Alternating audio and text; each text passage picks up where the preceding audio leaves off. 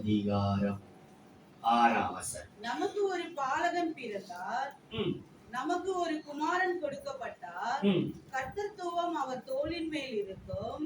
அவர் நாமம் அதிசயமானவர், ஆலோசனை கர்த்தர், வல்லமையுள்ள தேவன், நித்திய பிதா, சமாதான பிரபு எனப்படும். சமாதான பிரபு.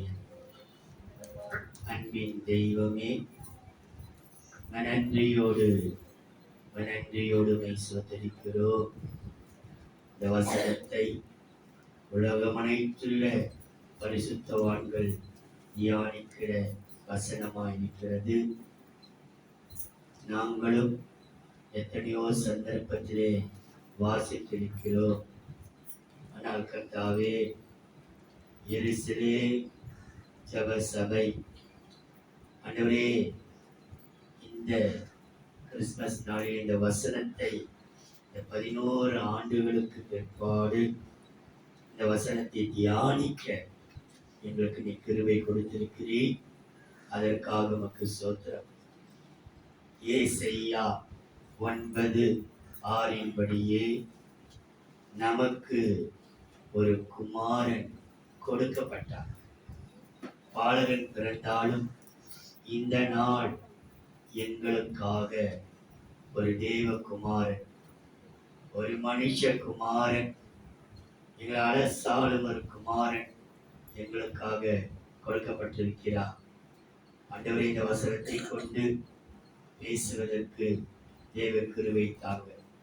எங்க மாம்சம் வெளிப்படாதபடிக்கு, இருதயத்தின் நினைவு பேசாதபடிக்கு கர்த்தர் எங்களுடைய உதவியீராக, நீர் பேசுவீராக. நாங்கள் கேட்கட்டும், இயேசுவின் நாமத்தில் பிதாவே,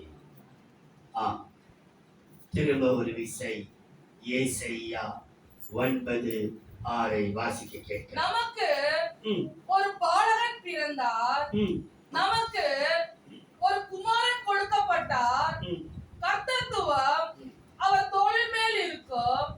அவர் நாமம் அதிசயமானவர், ஆலோசனை கர்த்தா, வல்லமையுள்ள தேவன், நித்திய பிதா, சமாதான பிரபு எனப்படும். சமாதான பிரபு எனப்படும் என்று சொல்லி அந்த வார்த்தை நமக்கு ஒரு குமாரன் கொடுக்கப்பட்டார். ஏன் நமக்காக இந்த குமாரன் கொடுக்கப்பட்டார்? அதனுடைய நோக்கம் என்ன? வசனம் சொல்கிறது, குமாரன் உங்களை விடுதலையாக்கினார், மெய்யாகவே நீங்கள் விடுதலையாகும். அப்ப இந்த ஜனங்கள் இன்றைக்கும் தேவனை அறிந்த பிள்ளைகள் சில பாவங்களுக்கு துணிகரம் கொண்டு பாவத்திற்கு அடிமைப்பட்டிருக்கிறார். விளையாட்டுக்காக ஆரம்பித்து பிரெண்ட்ஸுகளோடு சேர்த்து ஆரம்பித்த பழக்கங்கள் இன்றைக்கு அடிமைப்படுத்தி வைத்துவிட்டு காணப்படுகிற நாட்கள் உண்டு. அது கிறிஸ்தவ உலகத்தில் அதிகமாக இருக்கிறது.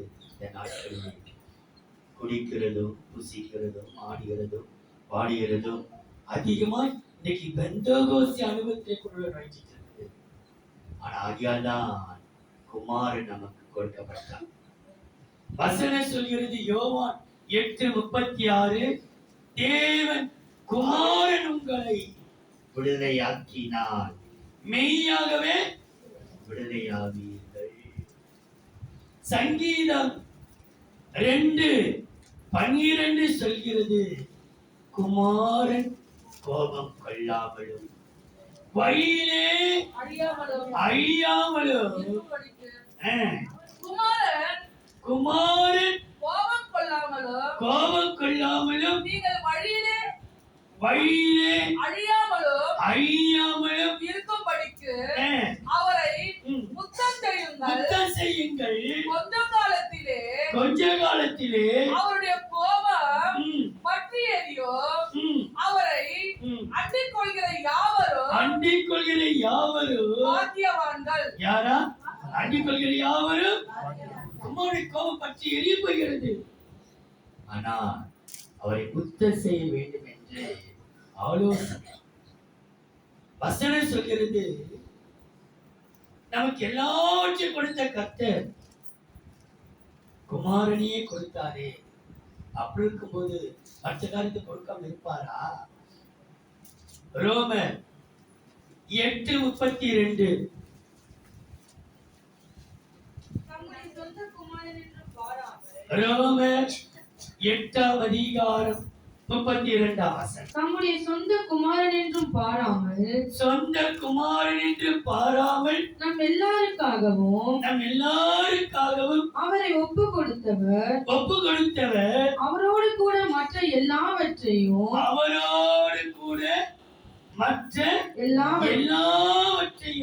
நமக்கு அருளாதிருப்பது எப்படி?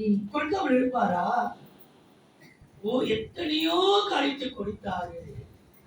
ஒரு காரியம் கொடுக்காததுனால இஷ்டம் போல என்ன செய்துட்டார் என்று இஷ்டம் போல வாழ்கிற கூட்டத்துக்கு அவங்க எதிர்பார்ப்பு, உலகத்தோடு ஐக்கியம் கொள்ள அவங்க எதிர்பார்க்கிறார்கள், உலகத்தோடு பற்றுதாய்க்கு எதிர்பார்க்கிறார்கள். அந்த ஒரு காரியத்தினாலே ஆண்டவருக்கு விலகிறது போல. ஆனா வசனம் சொல்கிறது, தான் சொந்த குமார் என்றும் பாராமல் அவரையே நமக்கு ஒப்பு கொடுத்த கர்த்தர் மற்ற எல்லாவற்றையும் அருளாதிருக்க எப்படி? நிச்சயம் கொடுப்பார். நமக்கு நிச்சயம் அவர் கொடுக்க அவர் வல்லவரா இருக்கிறார். தேவகுமாரன், மனுஷகுமாரன் என்று அதிகமா நம்ம கேள்விப்பட்டிருக்கிறோம். ஆனா கர்த்தருடைய வார்த்தை நான் தியானிக்கிற வேளையிலே நமக்கு ஒரு பாலகன் பிறந்தார், நமக்கு ஒரு குமாரன் கொடுக்கப்பட்டிருக்கிறார். இந்த நாள் நமக்கு கொடுக்கப்பட்டிருக்கிறது ஒரு காரியம். கொடுக்கப்பட்ட தேவகுமாரன் நமக்கு என்னத்தை கொடுத்தார், கொடுக்க போகிறதை சுருக்கமாய் சொல்லி நான் நினைக்கிறேன். நம்முடைய குமாரன் என்று சொல்லும்போது எந்த குமாரன்? ஆண்டவரை மாத்திரம் சொல்றேன், ஆண்டவரை மாத்திரம் சொல்றேன். எந்த குமாரனையும் குமாரத்தை நான் சொல்லல. கர்த்தராகி ஆண்டவராக இயேசு கிறிஸ்துவை மாத்திரம் சொல்றேன். கர்த்தரே சொல்கிறேன். நம்முடைய குமாரன் நமக்கு கொடுக்கப்பட்டார். எப்படிப்பட்ட குமாரன் கொடுக்கப்பட்டார்? குமாரனுடைய பெயர் என்ன? அவர் நாமம் என்னன்னு கேட்கப்பட்டிருக்கிறது. நமக்கு கொடுக்கப்பட்ட குமாரனுடைய நாமம் என்ன என்று யோபு பக்தன் கேட்கிறார். குமாரனுடைய நாமம் என்ன? தேவத்திலேயே அவருடைய நாமத்தை குறித்து வேதம் சொல்கிறது பாருங்கள். முதலாவதாக ஏசாயா 19:11. ஏசாயா 19:11. சோவான் பட்டணத்தில் பிரபுக்களானவர்கள் மூடர்கள் பார்வோனுடைய ஞானமுள்ள ஆலோசனைக்காரரின் ஆலோசனை மதியீனமாயிற்று. நான் ஞானிகளின் புத்திரன், நான் பூர்வ ராஜாக்களின் குமாரன் என்று. பூர்வ ராஜாக்களின் குமாரன். நம்முடைய குமாரன் எப்படிப்பட்டவனா? இன்றைக்கு நேற்று தோன்றினவர் அல்ல, புதுசா புத்த பூக்கள் அல்லது, இன்றைக்கு பிறந்த தெய்வம் அல்லது, பூர்வ ராஜாவினுடைய குமாரன், பூர்வ ராஜாவினுடைய குமாரன் என்று அவருடைய பெயர் சொல்லப்பட்டிருக்கிறது. அவர் பெயர் என்னமா? பூர்வ ராஜகுமார். பூர்வ ராஜகுமார். இந்த பூர்வ ராஜகுமாரை குறித்து சங்கீதக்காரன் சொல்கிறார் பாருங்கள். 74ஆம் சங்கீதம் 12ஆம் வசனம். இதோ இவர்கள் துன்மார்க்கர்கள் சங்கீதம் 74ஆம் சங்கீதம் 12ஆம் வசனம். பூமியின் நடுவில் ரட்சிப்புகளை செய்து வருகிற தேவன், ரட்சிப்புகளை செய்து வருகிற தேவன், பூர்வ காலம் முதல் என்னுடைய ராஜா.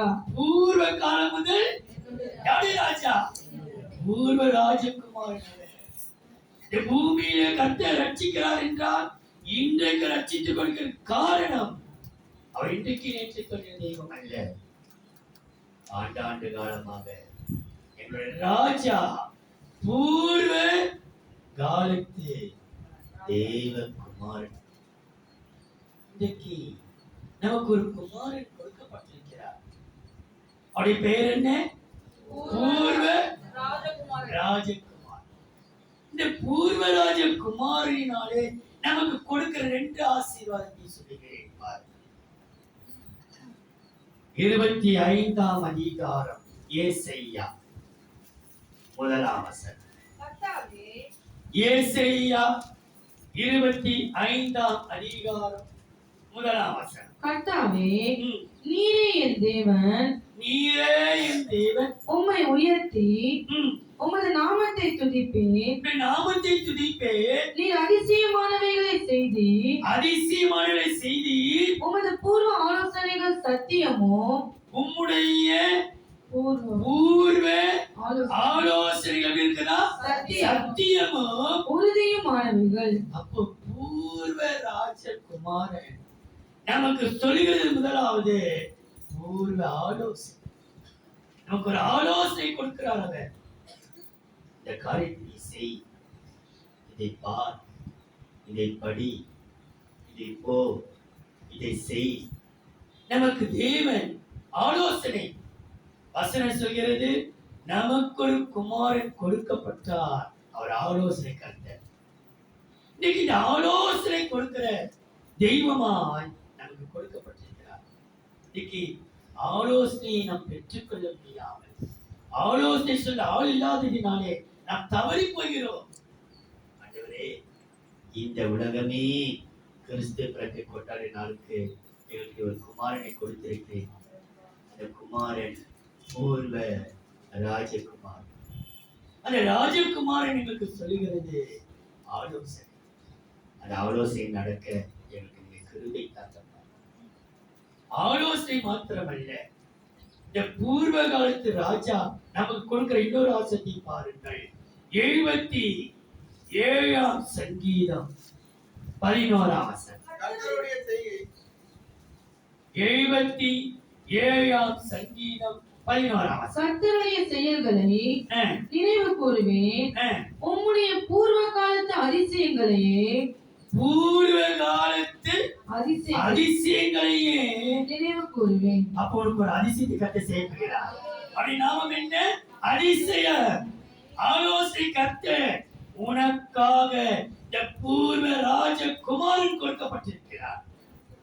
உனக்கு ஒரு அதிசயம் நடக்கப் போகிறது. மகளே, கீழே உட்கார்ந்து கொண்டிருக்கிற உங்களை பார்த்து சொல்லுகிறேன். மேலே அமர்ந்திருக்கிற உங்களை பார்த்து சொல்லுகிறேன். வெளியே உட்கார்ந்து உங்களை பார்த்து சொல்கிறேன்.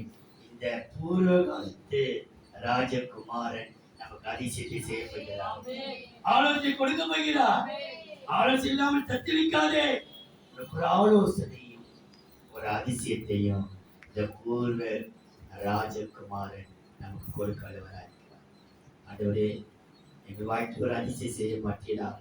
இந்த ஒரு அதிசயத்தை செய்துச்சுனா போதும், எங்க வாழ்க்கையோட மாபெரும் திருப்ப வறுமையா நிச்சயம் நமக்கு ஒரு அதிசயத்தை கத்த செய்வார். நமக்கு ஒரு ஆலோசனை நிறைவேற்றுவார். இரண்டாவது அவருடைய நாமத்தை குறித்து போடப்பட்டிருக்கிறது. மத்தேயு சுவிசேஷம் 3ஆம் அதிகாரம் 17ஆம் வசனம். அன்றியும் வானத்திலிருந்து ஒரு சத்தம் உண்டாகி, மத்தேயு 3ஆம் அதிகாரம் 17ஆம் வசனம். அன்றியும் வானத்திலிருந்து ஒரு சத்தம் உண்டாகி, இவர் என்னுடைய நேசகுமாரன், என்னுடைய குமாரனா? நேசகுமாரன், இவரில் பிரியமா இருக்கிறேன் என்று உரைத்தது. நேசகுமாரன் அவர்.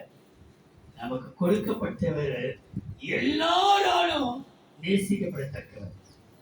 யாரா இருக்கட்டும், ஏசப்பா சொன்னா அவர் நேசத்துக்குரியவர். எனக்கு அப்பாவை ரொம்ப பிடிக்கும். சில பேர் சொல்லுவாங்க, இந்துக்கள் கூட, பாஸ்டருக்கு அப்பா ஏசப்பா ரொம்ப பிடிக்கும். அவர் நேசகுமாரன். அவர் வானத்திலிருந்து ஒரு சத்தம் தோன்றுகிறது. அவர் நேசகுமாரன். இந்த நேசகுமாரன் நமக்கு கொடுக்கப்பட்டாரே, எதற்காக கொடுக்கப்பட்ட இந்த நேசகுமாரன்? மார்க்கு எழுதின சுவிசேஷம் 9ஆம் அதிகாரம் 7ஆம் வசனம். அப்பொழுது மார்க்கு 9ஆம் அதிகாரம் 7ஆம் வசனம்.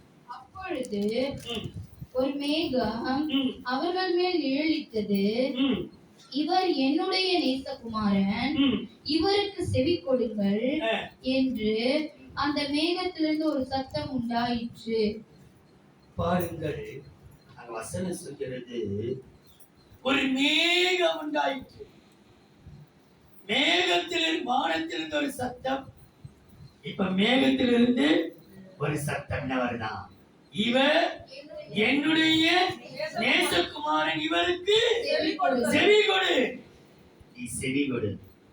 நீ செவி கொடுப்பாயானால் லூக்கா எழுதின சுவிசேஷம் 5ஆம் அதிகாரம், மன்னிக்கிறேன், 3ஆம் அதிகாரம் 22ஆம் வசனம். பரிசுத்த ஆவியானவர் லூக்கா 3:22. பரிசுத்த ஆவியானவர் ம், ரூபம் கொண்டு ம், புறாவை போல ம், அவர் மேல் இறங்கினார். ம், வானத்திலிருந்து ம், ஒரு சத்தமும் உண்டாகி, ம். நீர் என்னுடைய நேசகுமாரன், என்னுடைய இவர் உங்களுடைய அல்ல, என்னுடைய நேசகுமாரன், உம்மில் ஆ, பிரியமா இருக்கிறேன் என்று உரைத்தது.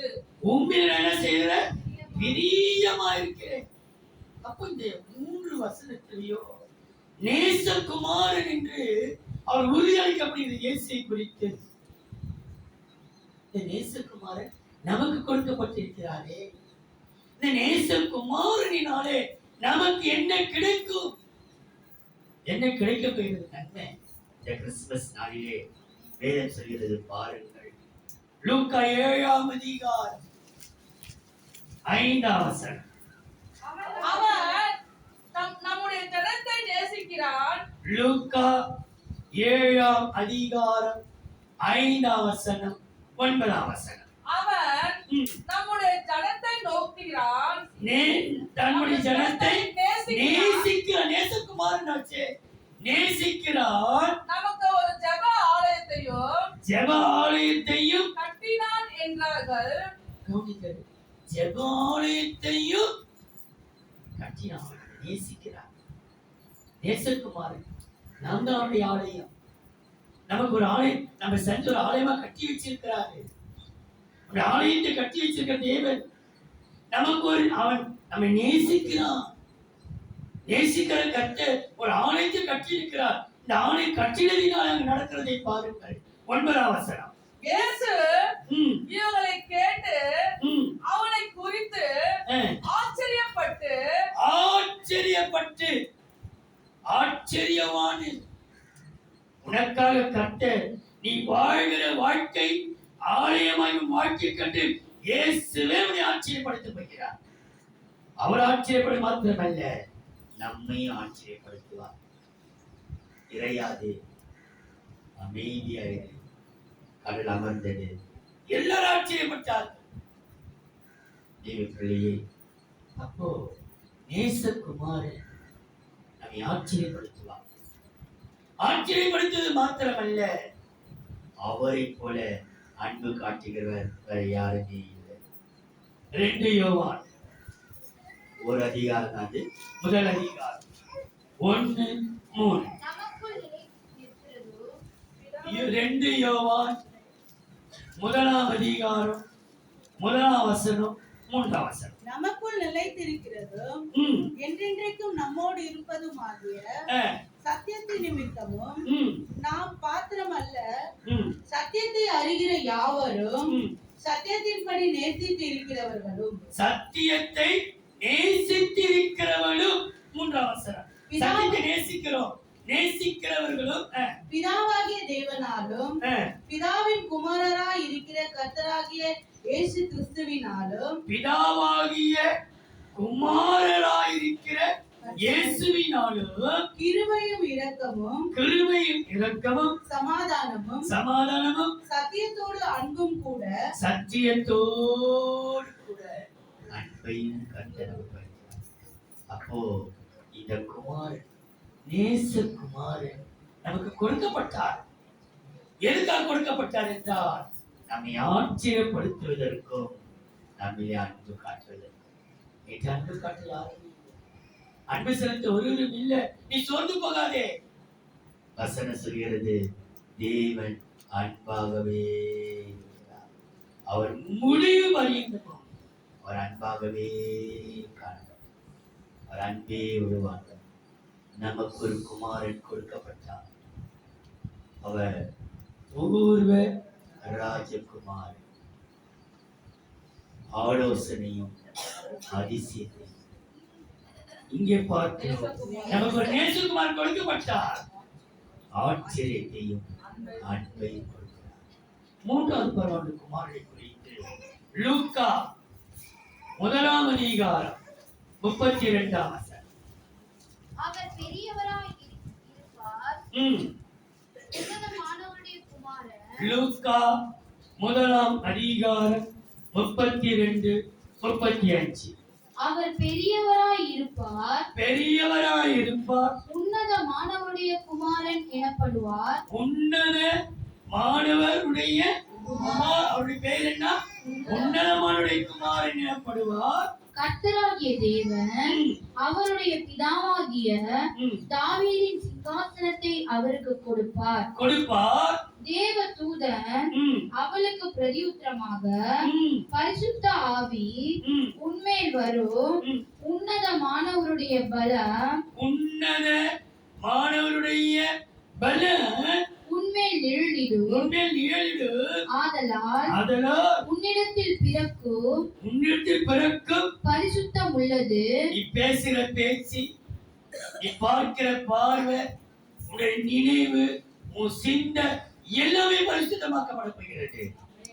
உன்னதமானவருடைய குமாரன் உன்னில் நீடித்தாலே போதும். உனக்குள் இருப்பது அந்த பலம் எப்படின்னா அது பரிசுத்தம் தான். உனக்குள் உருவாகிறது பரிசுத்தமானதா, அசுத்தம் அல்ல. இப்படி பரிசுத்தமாக்கப்படுகிற நமக்கு இந்த உன்னதமானவரை பிசாசே அறிந்திருக்கிறான் பாருங்க. மார்க் எழுதின சுவிசேஷம் 5ஆம் அதிகாரம் 7, 8. எனக்கும் உமக்கும் என்ன? மார்க் 5ஆம் அதிகாரம் 7, 8. இயேசுவே, உன்னதமான தேவனுடைய குமாரனே, உன்னதமான தேவனுடைய குமாரனே. நீ யாரு குமாரன்? உன்னதமான தேவனுடைய குமாரனி. உன்னுடைய பெயர் சாதாரண பெயர் அல்ல. பூர்வ ராஜகுமாரன், நேசகுமாரன் எப்படப்பட்டிருக்கிறது. உன்னதமான தேவனுடைய குமாரனே, எனக்கும் உமக்கும் என்ன? எனக்கும் உமக்கும் என்ன? என்னை வேதனைப்படுத்தும்படிக்கு தேவன் பேரில் உமக்கு ஆணையிடுகிறேன் என்று மிகுந்த சத்தமிட்டு சொன்னார். ஏனெனில் அவர் அவனை நோக்கி, அசுத்தாவியே, இந்த மனுஷனை விட்டு புறப்பட்டு போ என்று சொல்லியிருந்தார். யாருக்குமே தெரியாது. அவர் எப்படி சொல்லியிருந்தாரா? இவனுக்குள்ளே தெரியும் அசுத்தாவி இருக்குது. எத்தனை தேவனுக்கு பிரியமில்லாத எத்தனை ஆளுள்ள குடிக்கொண்டிருக்கிறது இவற்றை வெளியே போட்டு அவர் சொல்லி இருந்தா. அவனை பார்த்து கூட சொல்லல, யாரை பார்த்து சொல்லிட்டாரு? அந்த பிசாசின் ஆவி இவனுக்கு சொல்லி போயிடு. உடனே ஆவி பேசுது, நீ உன்னதமான தேவனுடைய குமாரன். அப்ப நமக்கு இருக்கிற அசுத்தங்களை தேவகுமாரன் மாற்றுகிறார். அசுத்தாவியை அகற்றுகிறார். அவர் சொல்லி இருந்தார். வெளிப்படப்பட்டிருக்கிறது. அவர் சொல்லி இருக்கிறார், போ இந்த மைண்ட். அத அவர்களை பார்த்து கடிந்து கொள்ளல, அந்த ஆவியை பார்த்து சொல்லி இருக்கிறார். அது சொல்லுது, நீ உன்னதமான தேவனுடைய குமாரன். இந்த கிறிஸ்துமஸ் நாட்களிலே சில பேர் நேற்று இரவு எல்லாம் ஒரே குடிச்சு கும்மால அடிச்சு அப்ப போதை தெரியாம படுத்து வாங்கி எடுத்து பட்டு ஒரு கண்ணில் இருப்பாங்க. இந்த நேரத்துல நம்ம அவரை தியானிச்சுட்டு இருக்கிறோம். நம்ம குடிக்கிறதுக்கோ வெறுக்கிறதுக்கு அல்ல, உன்னதமான குமாரன் எல்லா அசுத்தாவிகளையும் வெளியே துரத்தடிக்கப்படுகிறார். நான் நம்புகிறேன், இன்னைக்கு எப்படி ஆயிடும் இந்த அசுத்தாவிகள் நம்முடைய சபையை விட்டு வெளியே போகிறார். அப்படி சபை ஆட்சி புரிகிற பிள்ளைகளுக்குள் இருக்கிற இந்த அசுத்தாவிகளை கத்து ஓட்டி அதட்டி ஓட்டணும், அதட்டி போடணும். எப்படியோ சிக்கி போயிருக்கிறார்கள் பிள்ளைகள், வாலிப பிள்ளைகள். அதான் சொல்கிறேன், டீனேஜ் வரும்போது நம்முடைய பிள்ளைகளை பார்த்து கொள்ளப்போ பயமா இருக்கிறது. கர்த்தருடைய கிருபை பிள்ளைகள் நமக்குள் இருக்கிற அந்த அசுத்தாவிகளை கர்த்தர் துரத்த நம்மால் முடியாது. தேவன அது எந்த குமாரனா? உன்னதமான தேவனுக்கு. இந்த உன்னதமான தேவனுக்கு அசுத்தாவை துரத்தினபடினாலே நமக்கு இரண்டு ஆசீர்வாதத்தை சொல்கிறேன் பாருங்கள். ஆதியாகமம் 14ஆம் அதிகாரம் 18-19. ஆதியாகமம் 14ஆம் அதிகாரம் 18-19. அன்றியும் உன்னதமான தேவனுடைய ஆசாரியனாய் இருந்த சாலேமின் ராஜாவாகிய மெல்கிசேதேக்கு அப்பமும் திராட்சரசமும் கொண்டு வந்து, இந்த ஆசாரியன் யாருடைய தேவனா? உன்னதமான தேவனுடைய ஆசாரியன் ஆபிரகாமுக்கு கொண்டு வந்து அவனை ஆசீர்வதித்து வானத்தையும் பூமியும் உடையவராகிய உன்னதமான தேவனுடைய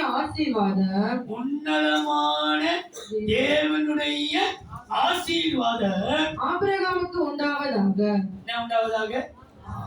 உன்னதமான குமாரன் நமக்கு ஆசீர்வாதத்தை, உன்னதமான தேவன் நம்மை சபிப்பதற்கல்ல, நாம் சாபமாய் வாழ்ந்து முடிப்பதற்காக அல்ல, அவருடைய ஆசீர்வாதத்தை சொந்தரிப்பதற்கு ஆசீர்வாதமாய் இருக்கிறது.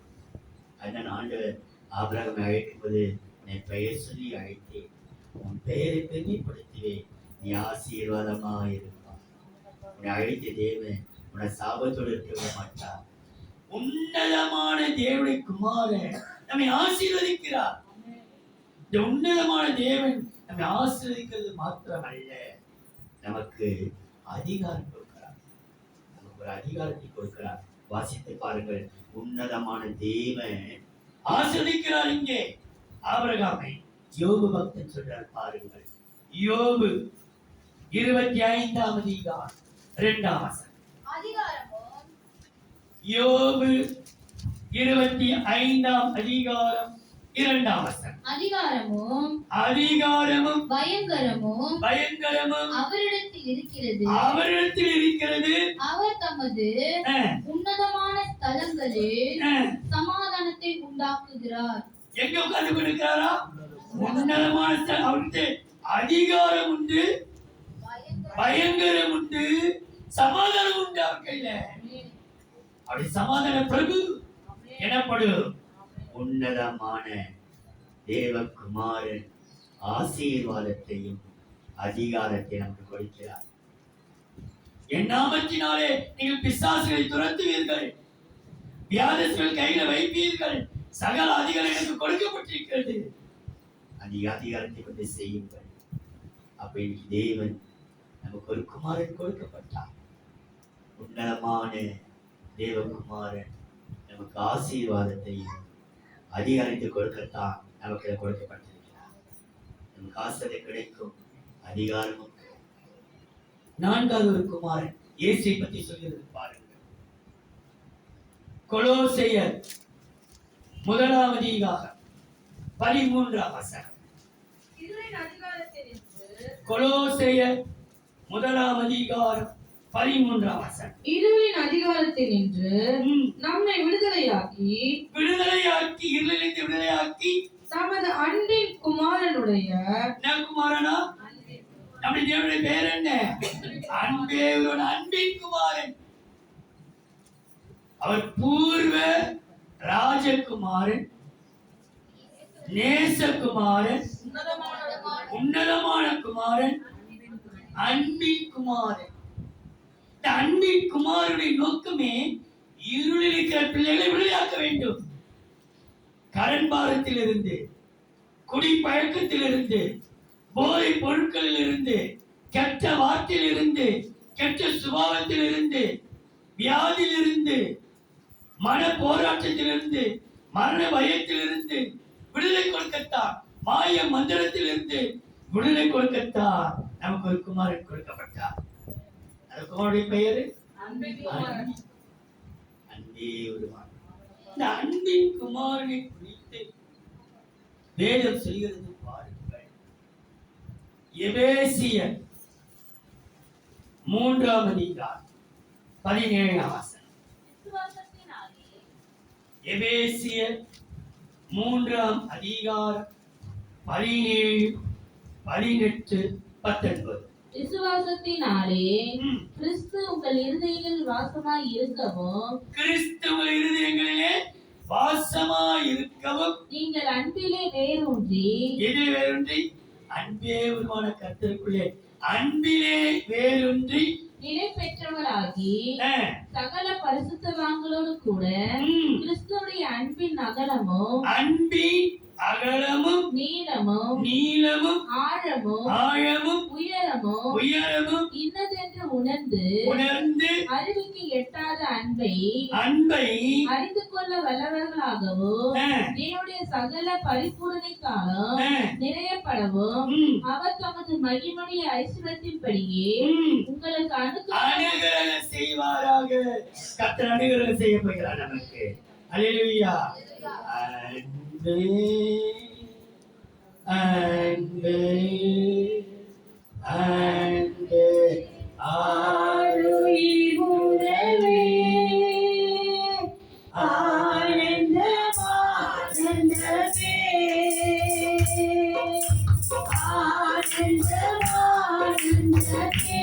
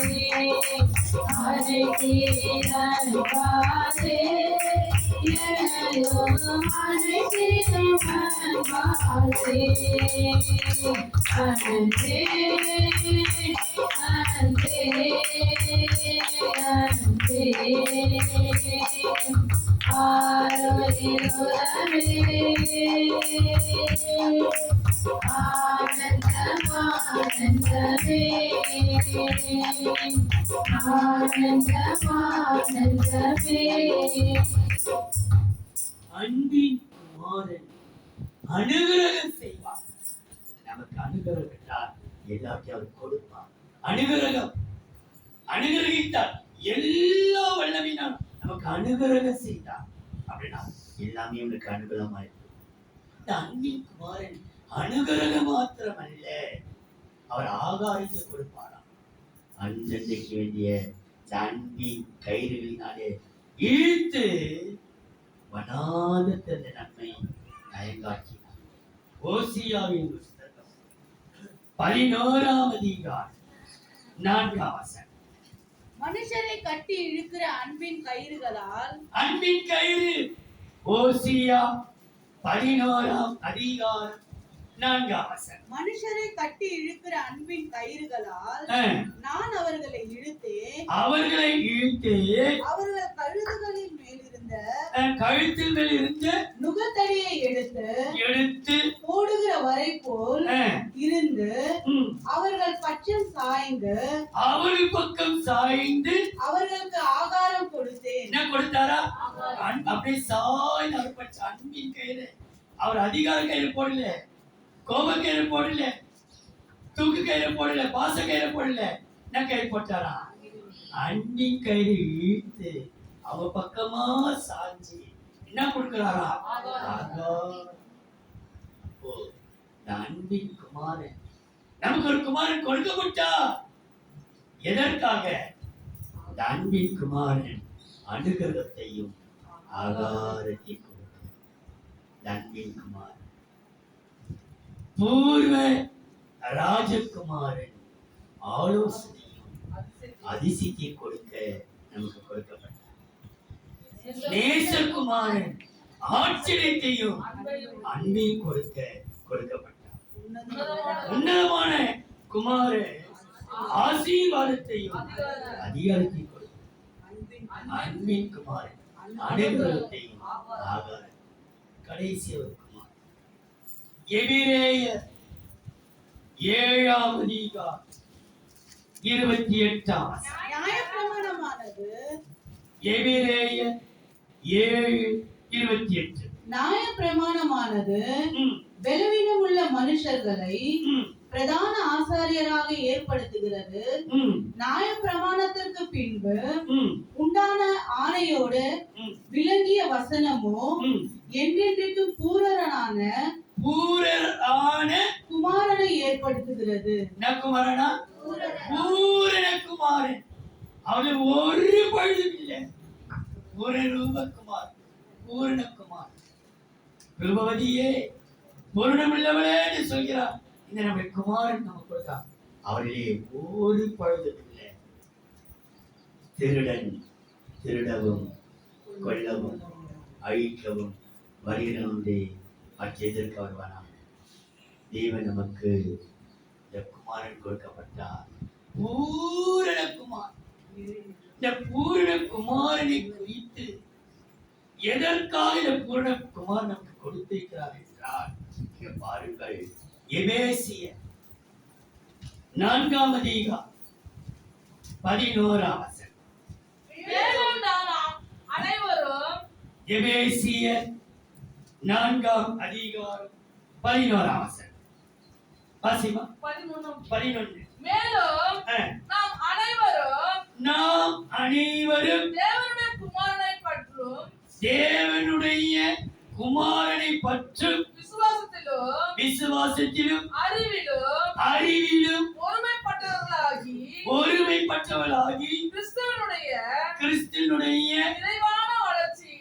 நிறைவான வளர்ச்சியின் அளவுக்கு தக்க பூரண புருஷர்களால் இந்த பூரண குமாரன் அவர் அளவுக்கு அப்படி பூர்ணப்படுத்தப்படுகிறார். அதுக்கு ஒரே காரணம் அவருடைய அறிவு. இந்த அறிவினாலதான் பூரண புருஷரம். அறிவு கெட்டாத அந்த அறிவு, புத்தி கெட்டாத அந்த அறிவு, அங்க அறிவு ஏற்படப்பட்டிருக்கு பாருங்க. இந்த பூரண குமாரன் நமக்கு அறிவி கொடுக்கணும். அதுவரை அறிவில்லாம பேசிட்டேன், அறிவில்லாம போதிச்சிட்டேன், அறிவில்லாம பார்த்துட்டேன், அறிவில்லாம சொல்லிட்டேன், அறிவில்லாம அறிவிச்சிட்டேன். இதெல்லாம் எத்தனையோ. இன்றைக்கு நமக்கு ஒரு குமாரன் கொடுக்கப்பட்டிருக்கிறார். அந்த குமாரன் நமக்கு பூரண குமாரன். இந்த பூரண குமாரன் நமக்கு அறிவை மாத்திரமில்லை, நமக்கு கொஞ்ச வருஷங்களும் ஒரு ஆயுசை கத்தர் கொடுக்க போயிடான்.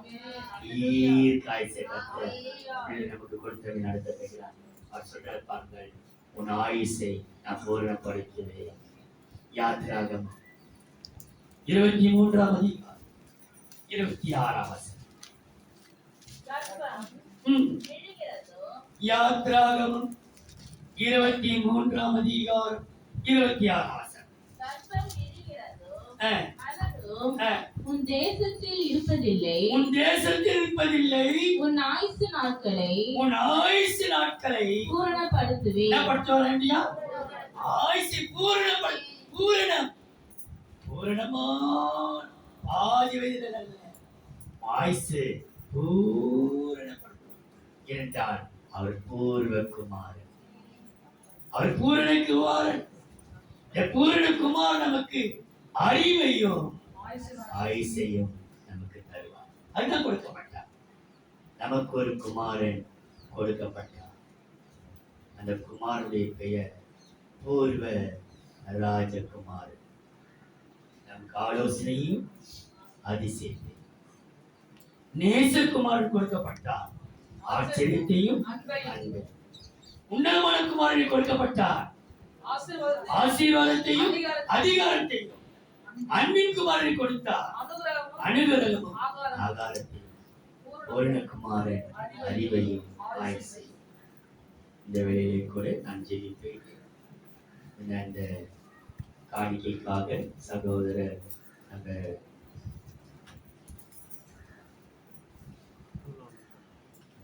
ராஜேந்திரனும் அருளானந்தனும் 2 பேரும் பாடட்டும். அன்பின் தெய்வமே, நன்றியோடு மெய் சொத்தரிக்கிறோம்.